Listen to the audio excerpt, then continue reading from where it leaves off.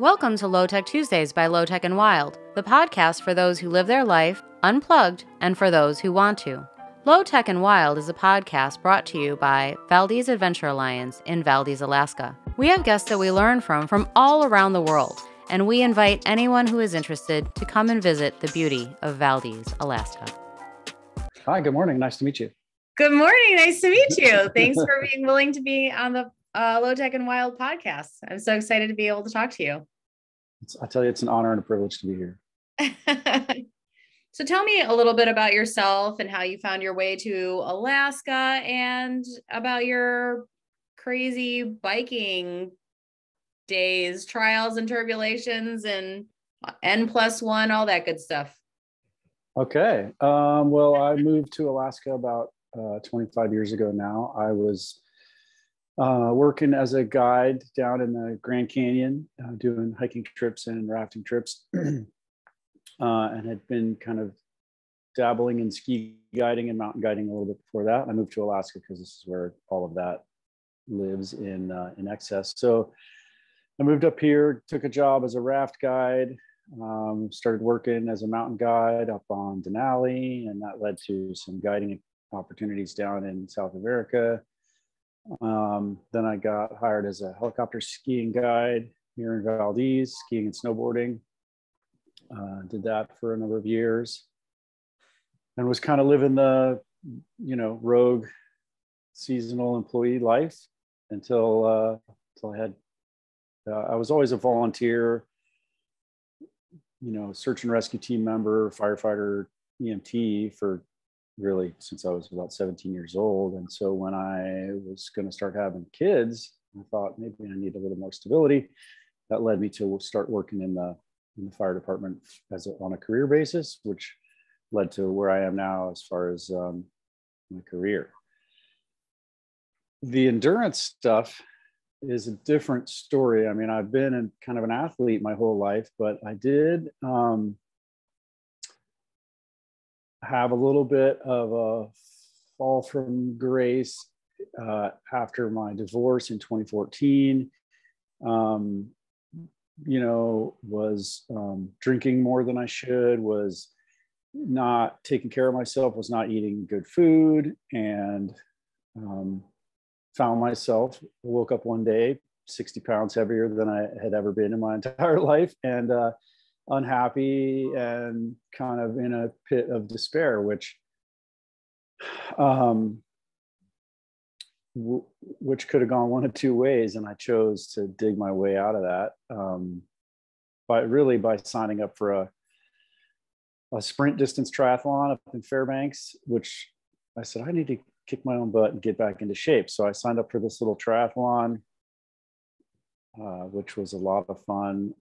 One thing led to another, and I did it. I enjoyed it. I signed up for another one, a little bit longer one after that. And by the end of that was all about in 2019. And then by the end of 2019, I had completed my first half Ironman distance triathlon. And then 2020 happened. I had signed up for a full distance triathlon full Ironman distance triathlon in 2020. Which one? Ironman Arizona. I had signed up for that one. Qualifier. Yeah, exactly. And then the world shut down, right? So, which was the best thing that could have ever happened, to be honestly, because I was just going for it without really a good plan. And I was really on the path to hurt myself. I was just kind of doing these giant races without really knowing what I was doing in terms of training and nutrition and rest. And I, so 2020 happened, and I took a pause, and I hired a coach, and I actually trained for a year. And then I started doing, in 2021, I did Ironman Lake Placid. I started off with half Ironman in Chattanooga, well trained for that, felt really good, dropped a bunch of time off of my half Ironman distance, went and did Ironman Lake Placid. was an eye opener about full distance Ironman races. As you know, it's a whole different ball game. I completed it though. I was happy that I completed it. And that gave me a good feeling as to how to go about really training for Ironman Arizona, which I did later last year. Knocks 2 hours off my personal best time for the full distance Ironman. Managed to get a roll down slot for the World Championships in St. George coming up in May. So now I'm training for that. Wow. Oh my God. That's fantastic. And you are a plant-based endurance athlete, which I think is just fantastic. Not only that, but you're a plant-based endurance athlete in Valdez, Alaska, which I don't know how on earth you're getting your road miles in with all of that freaking snow besides a trainer. But it sounds like you go outside. You know, outside is always preferable. It has been challenging this winter. The early season races are tough. Those May races are really tough because I do have to train indoors a lot on my trainer, which I don't prefer. I really don't enjoy it that much at all. But I do it because I have to get the time in. So what I do is I have a power meter attached to my fat bike. And honestly, if you train to power and not to heart rate or speed, watts are watts. Right. And the watts that I push on my fat bike are the same amount of watts that I would push on my road bike, and so, or my time trial bike. So I'm able to actually follow the workout plans. My coach is okay with it. And I spend a lot of time on my fat bike, not certainly going 112 miles, but putting in, 3, 4, 5 hour rides on the fat bike and just training to power and able to hit those goals based on watts and not heart rate or speed. Gotcha. Cool. That's awesome. Wow. I never would have, that's very creative. I love that, just, getting out there on your fat bike and just hooking up your power meter to it is brilliant. And I mean, it makes a lot of sense. So yeah, wow, that's great. And I mean, it seems like, I have a lot of friends that'll say, oh, so cold, blah, blah, blah, oh, you're in an iceberg. Oh, it's so cold. But I mean, honestly, you build up so much heat when you're working that hard. So. Yeah, this year has been challenging because of all the snow. We do get a lot of snow here, and which sounds like a dream for fat bikers, but it has been snowing so frequently that the trails haven't had a chance to get packed out. And I've had to break trail a lot, which is actually, honestly, the hardest part has been keeping my watts low enough and not high enough. It's too many. I have to push too hard of watts to break trail on a freshly deep trail. That and the moose. This is a unique problem, but the moose can't walk around in the deep snow either, so they go on the trail. So I'll spend a whole bunch of time putting in a trail. What I do out here is I'll put in my own trails and then let them set up, and then I'll go ride them the next day. I use a snowmobile to do that. I go put in trails just kind of all over the woods behind my house. Nice. And then I'll go ride it on my fat bike. If I don't go to Anchorage. Anchorage has a big enough population that the trails are all packed out and I can ride those anytime I want. But here in Valdez, there's not enough people riding that I have to put in my own trails. Yeah. Well, the moose need a place to walk through the woods also. Yeah.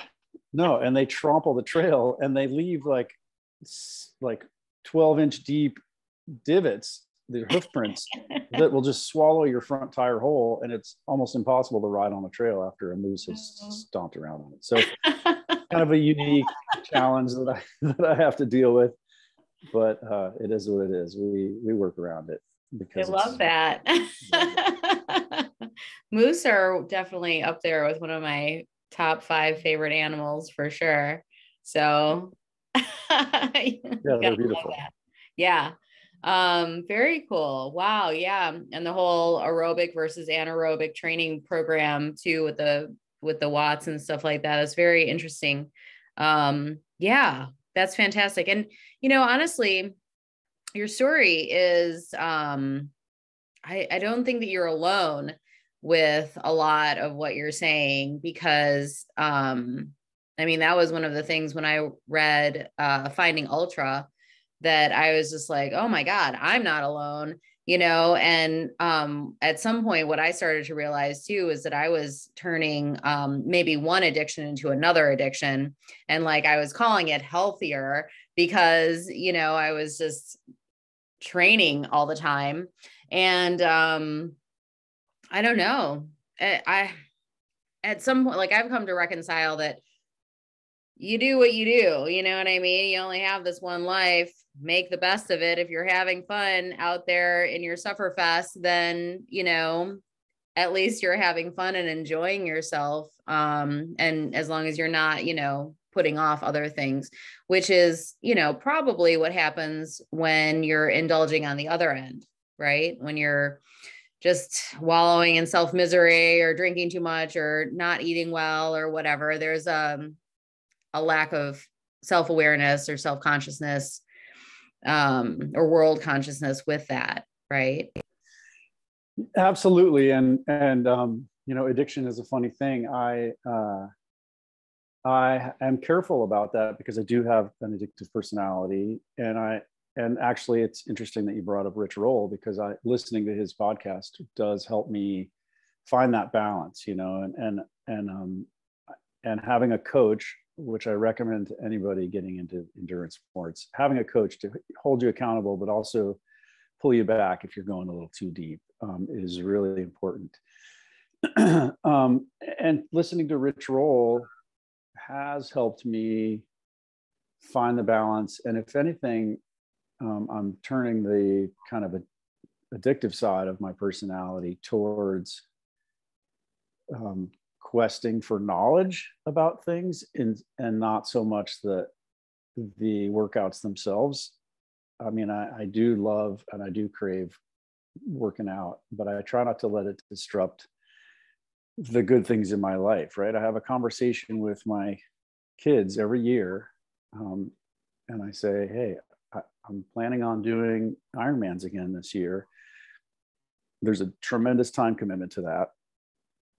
Are you guys okay with it? We have a family conversation about it. And I think that's really important for anybody that's getting into certainly long distance endurance sports, ultra running, or Ironman triathlons, because I mean, 20 hours a week is a lot of time that I'm not with my kids, right? Or if you know, a significant other or any of that kind of stuff. So having that conversation, not letting the endurance training interfere with the good things in your life.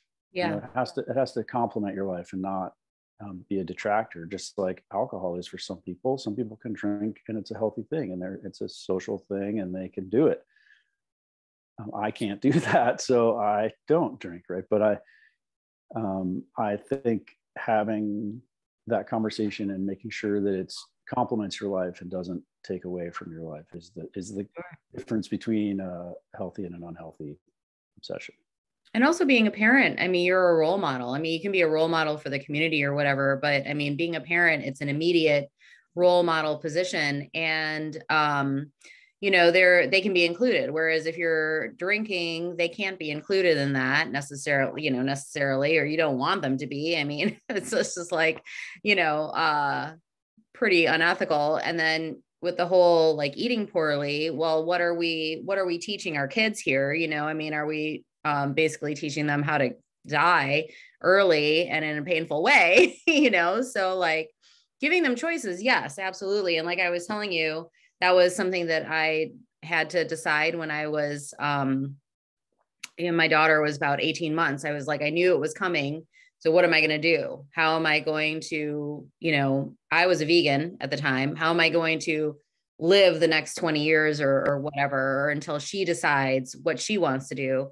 And so I maintained like a whole foods, like let's get to the roots of it, and plant-based. But at the same time, I tried to teach them about all different kinds of things. Also, of course, I grew up with a grandma and they roasted a turkey, you know, and all of those sorts of things as well. Or a mom, my mom being from Japan, making sushi, sashimi, or what is that thing called with the beef? Sukiyaki.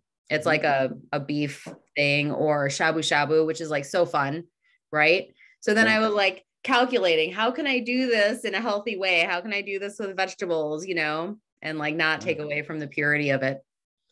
So, and you can like ride bikes with them. You can run with them. So for Mother's Day, I used to say, let's do the 5K for the library, and they'd be all out there doing that stuff with me. And then when they got old enough, they did a relay for a sprint. Oh, so nice. My daughter swam, my youngest son ran, and then my middle son rode his bike. Oh, that's beautiful. Yeah. That's fantastic. Yeah. Yeah. I love sharing it with my kids as well. They come to some of my races that they've been to. They watched me complete my first half Ironman and a couple races so far. It's been really fun to have them there. And my training, my son likes to fly his drone and film me, and we get some pretty cool footage. Cool. And of course, being in Alaska, even a basic bike ride looks cool. Yeah. From a drone, with the mountains around and stuff like that. You cannot take a bad picture in Alaska. Nope. Nope. So it's been fun, and parenting is the joy of my life. Yeah, that's wonderful. And so you had a son that turned 15 yesterday. I do. Yep. That's wonderful. And your daughter, is she older or younger? She's 12. Yeah. She's 12. Okay. Yep.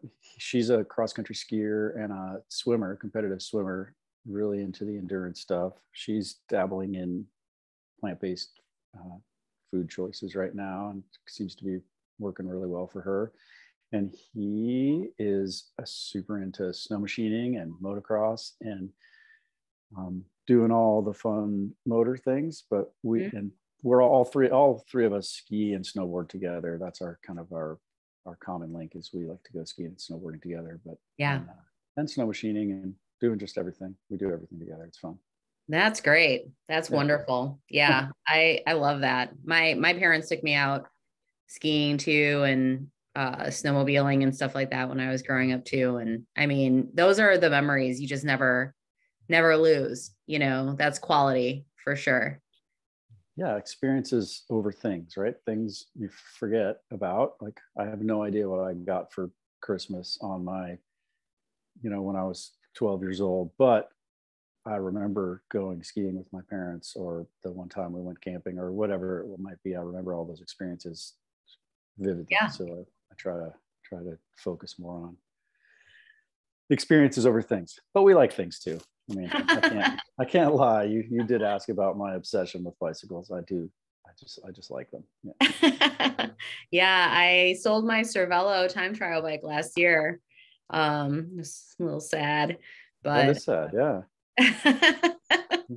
Yeah. I was thinking though, maybe I would get a Cervelo road bike, but these days I've been on my fat bike, even here in Austin, and I have a Salsa Journeyman, and I ride those way more than I do road these days.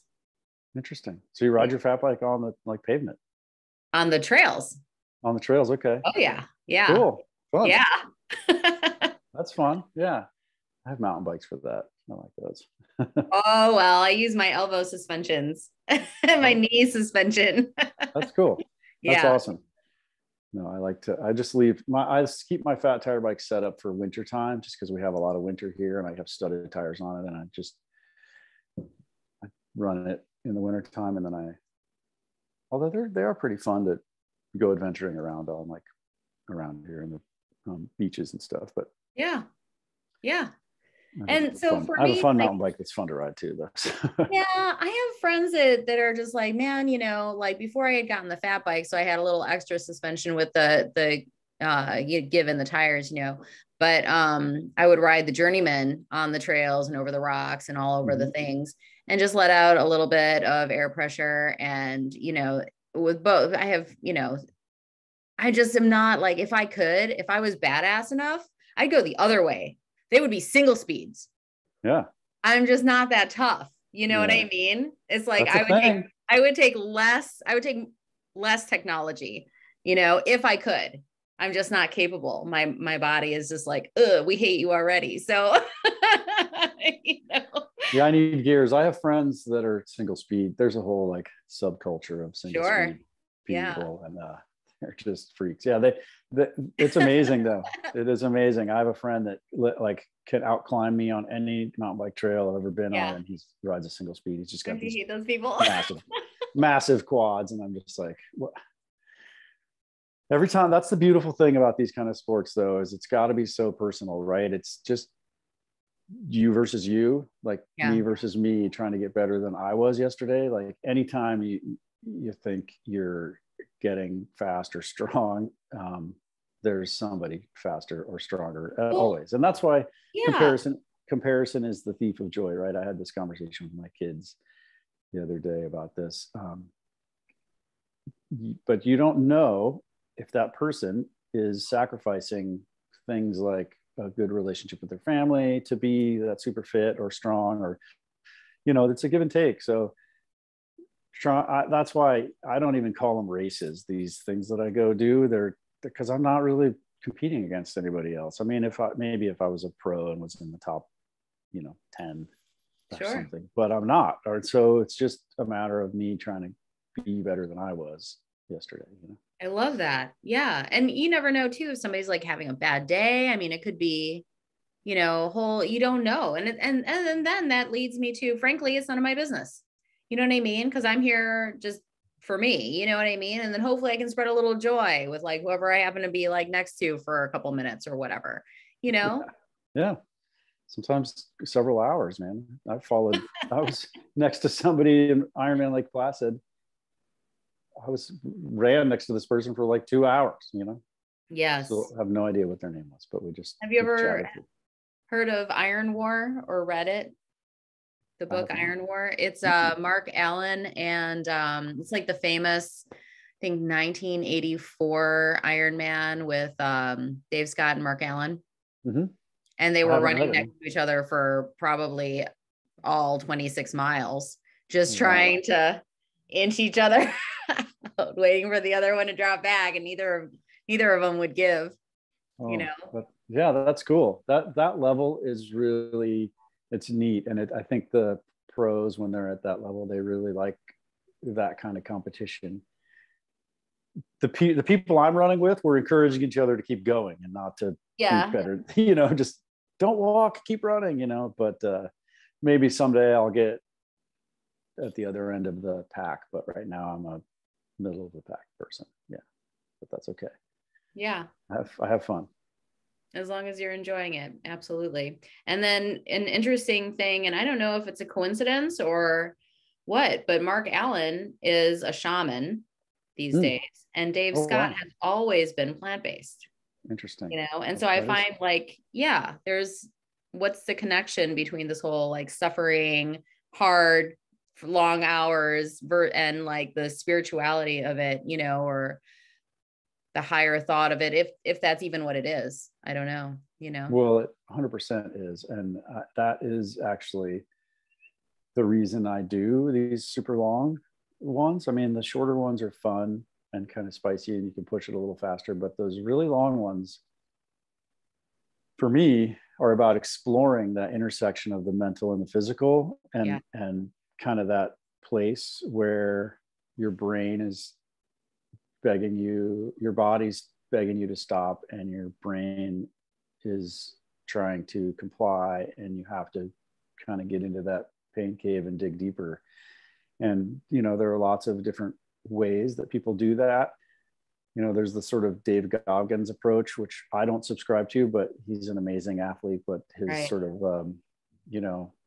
wow, is he hilarious? What a funny guy. Funny guy, but I don't know how healthy his approach is. He's so mentally tough that his body's gonna fall apart, right? He can just go farther than is healthy. But I can't judge him because he's amazing what he does.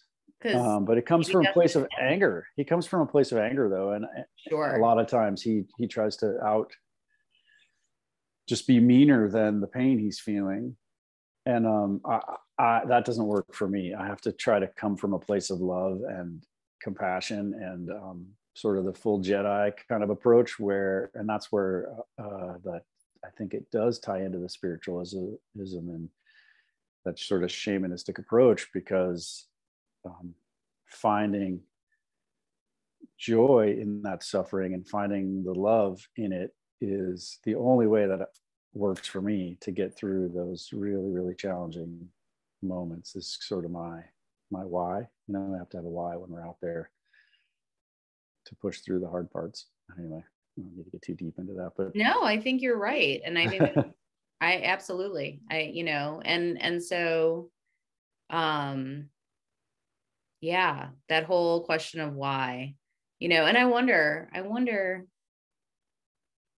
if that's, where that can go, like the simplicity of it, because from the climbing community, they asked that guy, I think it was Hillary Edmond, but I'm not sure, like, why do you climb these mountains? And he said, because I can, and like what I was listening to right before we got on this call was Yvonne Chouinard, and so like all these guys, they just did it because, and so, so then their why, their answer to that is just ability, and that as simple as it is, it's almost like a paradox, because you can easily link that into gratitude, and from going to these triathlons that there are the para athletes that are there. Yep. And they just kill it.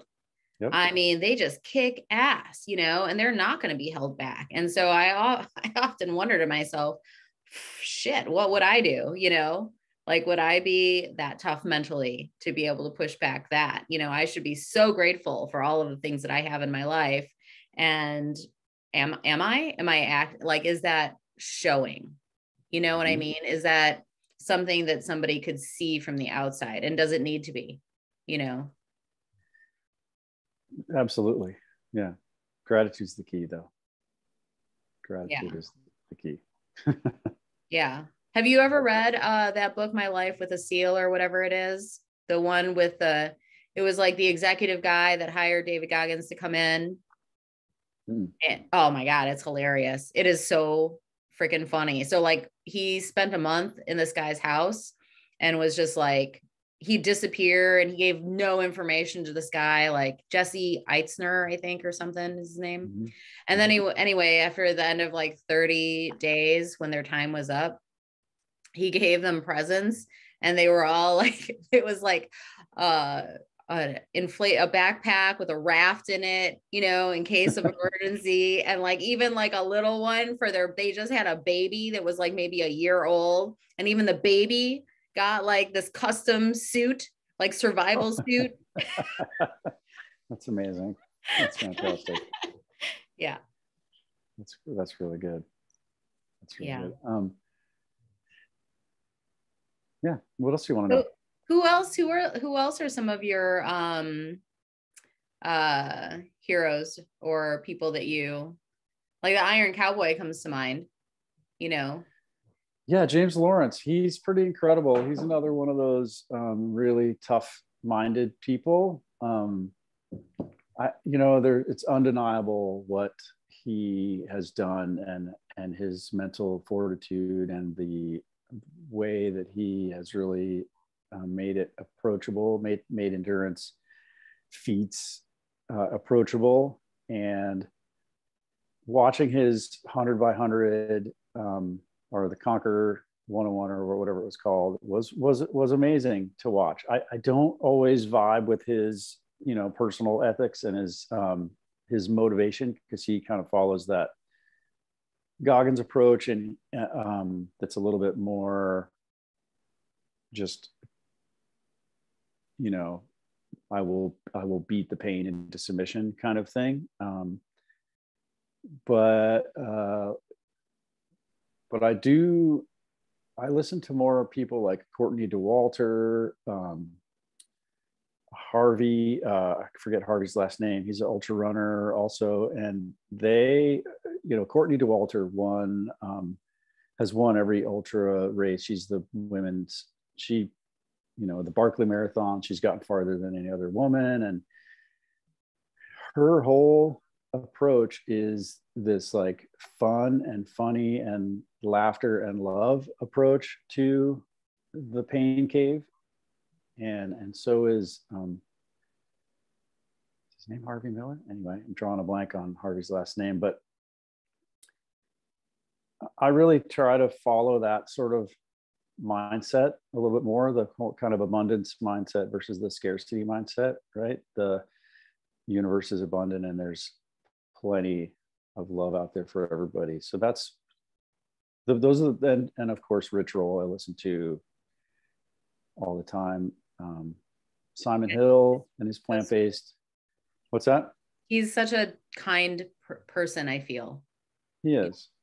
Yeah, he is. So those are my, in the endurance world, those are my sort of people that I look up to.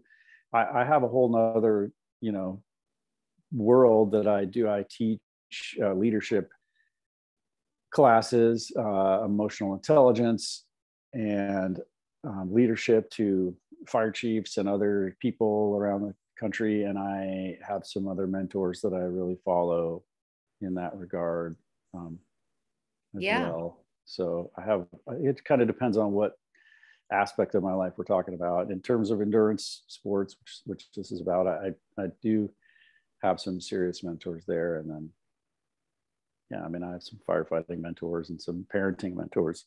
And I really, I listen to a lot of Brene Brown when we're talking about leadership and emotional intelligence and people like that. I think those are, especially if you're teaching, it's, I think, much wiser to teach to not teach, dig deeper into the pain cave and be angry and be, you know what I mean? I think that there's probably enough of that in the world. And so like offering up vulnerability and offering up humor and love and acceptance and those sorts of things, because I think that as human beings, sometimes the world is just living our lives is our endurance sport, and it can beat us down enough. We don't need to necessarily hear that we need to be tougher or angrier. You know what I mean? Right. Well, especially teaching leadership to fire chiefs, and we're trying to dispel some of the toxic, sort of that toxic masculinity that's been around for a long time. I mean, there's a reason that a lot of millennials and Gen Z folks don't really want to work for the fire departments anymore. There's a culture of bullying and so I'm trying to change all that and writing a book about that kind of stuff. It's a side thing that I'm doing, but I have a program. The classes I teach is called Long Run Leadership, and it does sort of tie together those some of the lessons I've learned from endurance sports into leadership models and practicing empathy, and how it's the consistency of listening and emotional intelligent conversations and empathy, that it's not a short race. It's a long process it's got to be a practice that is the journey is the way, right? So that it's not, there's no end game to it. It's just about the day in and day out of practicing these leadership techniques, and really just human techniques. It's the soft skills, right? Simon Sinek says soft skills are human skills, and human skills are what make good leaders. So I like that. And I take that approach to my endurance training as well. It's not the race. The race is just where I go to collect the medal and see my friends and my community. It's the day in and the day out, and the training and riding and eating and sleeping and every day that is the 6 a.m. in the pool. That is the way. That is why I do endurance sports. It's not for the race. It's for the lifestyle that I've kind of adopted. I like that. That's nice. What are you writing? A book about emotional intelligence and leadership. And you said it had a title already that it's in I'm development? toying around with the classes that I teach are called it's called long run leadership, and it's kind of leadership lessons for like the long sustainable solutions, long term. Sure, it's a marathon, not a sprint. Yeah, and that's I don't know if that's going to be the title of the book, but that's the essence of the book for sure. Okay. Working on it. It started off as it was going to be my PhD dissertation, and then COVID hit, and I deferred the whole PhD program, and it's in the back burner, but I might just write the book anyway because I don't know. I was going to do it as part of a leadership PhD in organizational leadership that I was working on. But nice. COVID kind of stopped that, and then now I'm sort of busy with these Ironmans. And, yeah. I put the PhD on the back burner for now. So I just want to ask your advice. Okay. So when because I come across this every now and then, and if I do, then other people most definitely do. And you talked a little bit about like this culture of bullying, right? But I think that where that comes from is it's unintentional bullying. Like everybody had a dad or a grandpa or somebody that used to say, rub some dirt on it, Yeah. So how do you tell a young person or a new person or whatever to suck it up without being rude or impatient? How do you do that in an emotionally intelligent way? You're borderline getting on expert level if you're talking about PhD and books and stuff like that. So I figure you're a safe source. I can ask. This is a safe space. This is a safe space. I would start off by listening to them, and like I think finding what the root of the problem is more important than what it's their personal baggage. Well, then we got to unpack that, How much time do we have? I mean, I think we have our whole lives.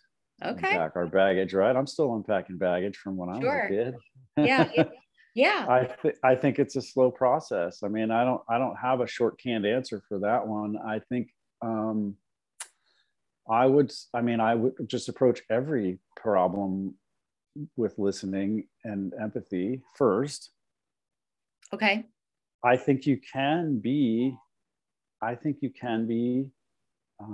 kindness does not equal weakness, right? So you can be kind, right, and still offer suggestions that may be somewhat distasteful or unpalatable for some people, right? It's not always easy, but the right thing is always the right thing, even if it's not the easy thing, right? Well, I had a situation with my son a few months ago. He was kind of he got caught sort of not telling the truth, and we had to have a strong conversation about that. Yeah. But we framed it up as in a more of a solution model than just a punishment model, right? So we what we talked about was trust, right? And so this is just I don't know if this is even answering your question, but this is the first thing that came to my mind. We talked about trust, right? Because lying ultimately betrays somebody's trust, right? And if you want to have a healthy, high functioning relationship with anybody, the people you work with, or your significant other, or your children, or anybody, should come from a place of trust, right? And so I said, hey, trust is a product of transparency times frequency, right? And so what I need from you to rebuild my trust is to be transparent frequently, often, consistently, right? For a period of time until we start to build that trust. And it took him a while to figure it out. He went and looked up what transparency meant and what, frequency. And we had a good conversation about it. And I tell you, it really was beautiful because he was, every day hey dad, I'm going here, I'm doing this. Hey dad, I just really want to rebuild your trust. I'm going here, I'm doing this. Because he didn't want to disappoint me. He was, and the thing that was the untruth was like really nothing anyway. It was no big deal. And it didn't matter to him. Like it was way more important to lose my trust than it was to do whatever the stupid thing that he did was, Sure. And so he built and he worked and he, for weeks, was just really clear and like texting me and, hey, I'm going here, I'm doing this. And it was beautiful how he built his trust back up with me, and made him feel really good when I said, I trust you and you can go do these things again. And it's made our relationship a lot stronger. Right. And so I love that. I think coming up with solutions, just to get back to what your original question was you could tell somebody to toughen up, or you could figure out what's upsetting them and maybe come up with a creative way of getting them to toughen up without saying toughen up, because it's kind of like telling somebody who's stressed out to calm down, right? It doesn't work. If you tell somebody that's having an emotionally fragile moment to toughen up, right? Like that would just make me cry if somebody told me to do that, right? My dad told me that my whole entire life, right? Everybody's told me you're too sensitive, you're too emotional, my whole entire life. And it took until I'm 52 years old and I'm finally realizing that my emotional vulnerability is a strength and not a weakness. And so really, did I need to toughen up, or did I just need to learn how to process my emotions better, right? How to not replace sadness with anger or whatever it might be, right? Like actually live in the moment and feel those feelings. Maybe not let them control me, right? Like I can't really control my emotions, my feelings, but I think the root of emotional intelligence is not controlling your emotions, but controlling your reaction to those emotions, right? So I think if somebody is being vulnerable or, needs to quote unquote toughen up, maybe they just need to figure out a better tool or a way to control their actions in relations to those emotions. And I think that's a way we can actually solve the problem, because you're not going to change a person. If they're an emotionally vulnerable, sort of soft person, like that's a beautiful thing, honestly, right? But right, I think we need more. I think the world needs, especially men, I think the world needs more kind-hearted men.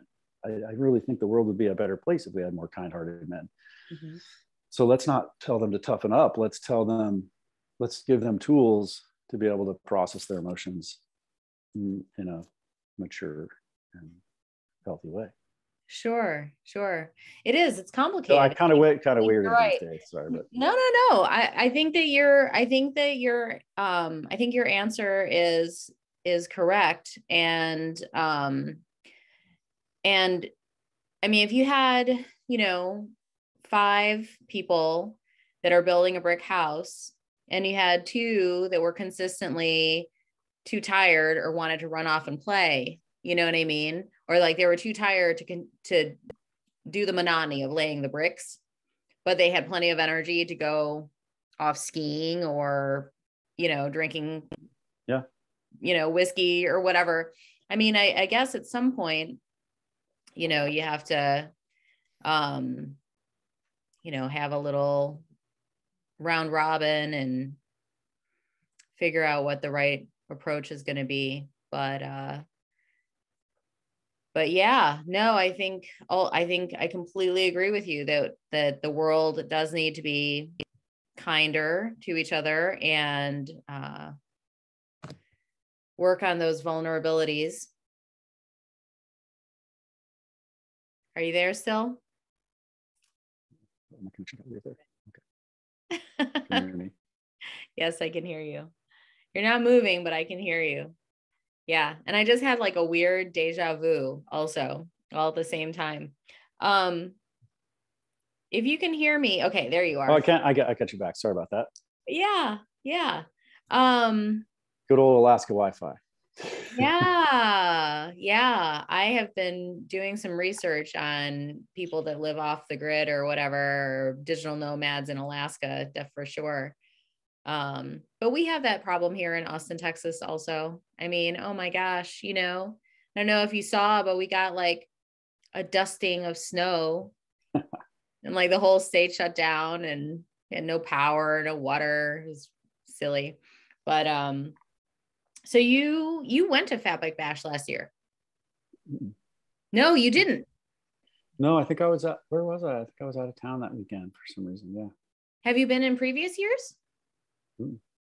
This is going to be your first time? Yeah. Oh my gosh. Are you going to do the downhill and the cross country? Yeah, I think so. Yeah. Oh my God. Wow. Yeah. Yeah. No, I don't know where I was last year. I was out of town or something, or I was training for something, but I was, cool. Did you do it? You did it last year. Yeah. I don't know where I was. I mean, I know Rich real well and he puts the trail in and, no, I didn't do it last year.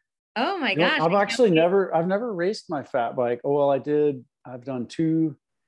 There's a triathlon in Anchorage. It's actually the USAT Winter Nationals. And no kidding. I did it twice in a row, and it's the format is running in the snow and then fat biking on single track in Kincaid Park, and then cross country skiing, skate skiing. Mm-hmm. And I did that last year and the year before.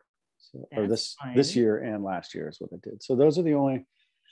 No, my fat bike is more just a training tool and for fun. I haven't ever, and I don't know if I'm going to like race. I'm just going to go do it because it's fun. I want to support the club and the community and the Adventure Alliance. And I think it'll be super fun. I want more people to come to it. I'm really trying to push it out there and put it on social media and try to get people to come to it. I have a lot of people in the multi-sport, community that, especially in the Pacific Northwest, I'm trying to get people to come to it.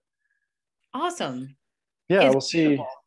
I mean, you just can't beat the views. You can't beat that ride too.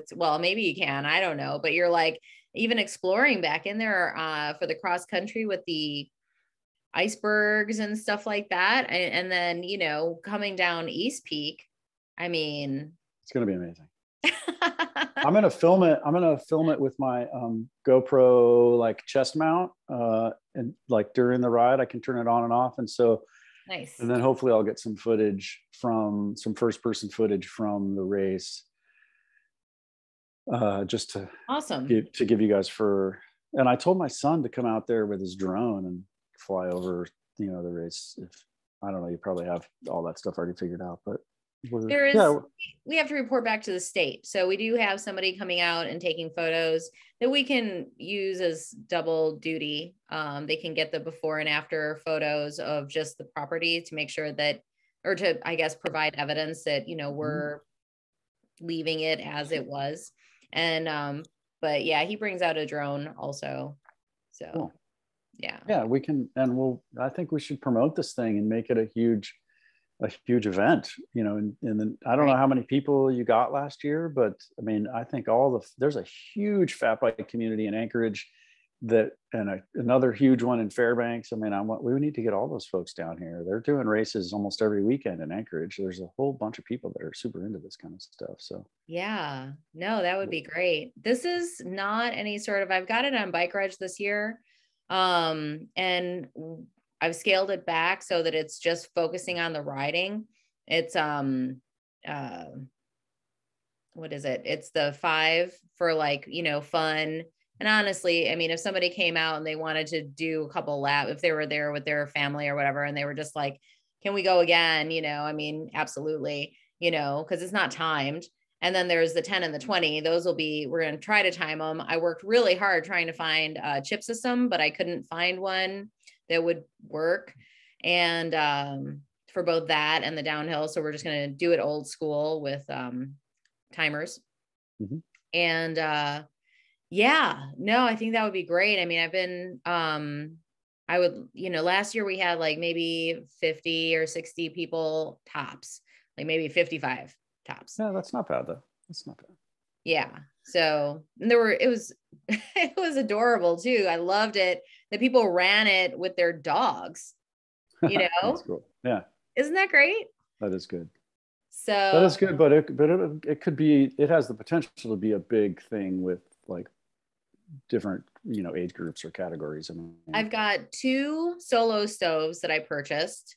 So we're going to be all out onto the lake this time. And I know we've got like some pallets. So, I mean, the solo stoves do have like a ring to protect, but I mean, we could even put them on pallets to help, with the separation of the snow and stuff like that. And I want to do like maybe, for the spectators area, I got to find a generator still, but I've got a PA system this year. So we could have like some music in between, or we'd have the MC talking, which probably be rich.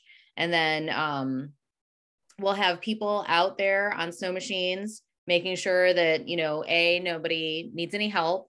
B, everybody's like staying on the trail and making their way and then reporting back to like home base. And I just ordered a bunch of like kebab sticks, like 30-inch ones. So that they're good for like marshmallows. And so people that were in the spectator area, they could like roast sausages or hot dogs or make s'mores or whatever, That's beautiful. Yeah, that sounds beautiful. Yep. That'll be fun. Yeah. That'll be super fun. Yeah.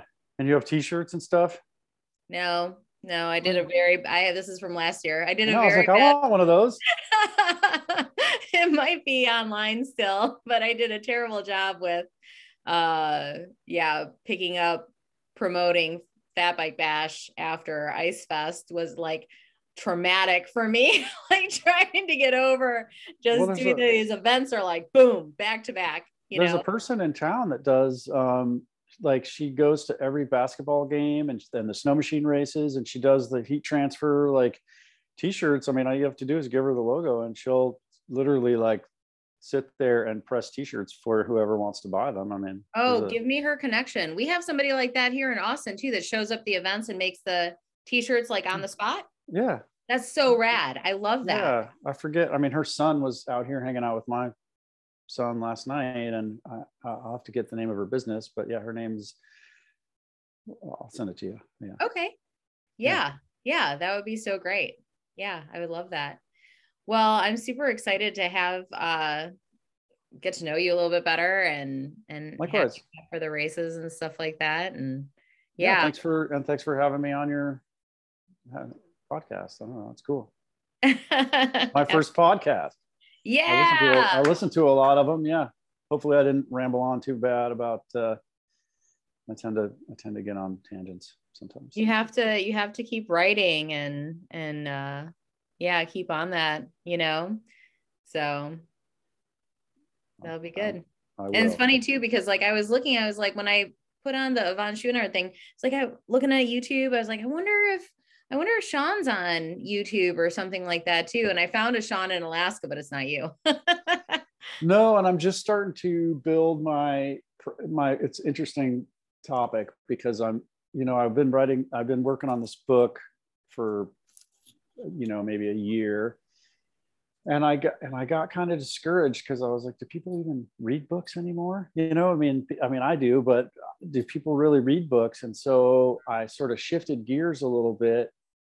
I mean, I travel around and teach my leadership class, and over the past couple of years I've probably reached, I don't know, call it 500 people, right?